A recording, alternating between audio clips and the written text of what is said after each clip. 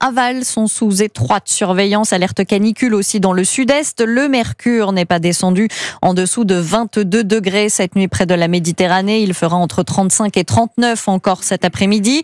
Dans les grandes villes, l'air est particulièrement suffocant. Pourquoi cette sensation perdure même plusieurs jours après la fin d'un épisode caniculaire, Louise Salé? Eh bien, c'est à cause de la quantité de surface minérale qui recouvre les métropoles. Béton, goudron, bitume retiennent la chaleur, surtout lorsqu'ils sont recouverts d'une couleur sombre pour la restituer la nuit. Erwan Cordeau, chargé d'études climat-énergie à l'Institut Paris Région. Plus il y a une compacité des bâtiments entre eux, avec des rues donc étroites, bordées de grands immeubles hauts, la chaleur arrive à rentrer dans ce canyon.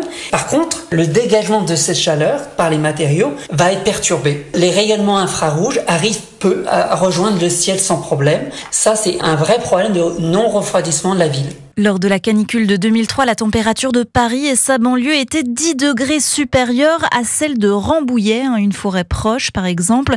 Moins la ville est végétalisée, donc moins la chaleur s'évacue, ce à quoi s'ajoutent les moteurs des voitures ou les rejets des climatiseurs.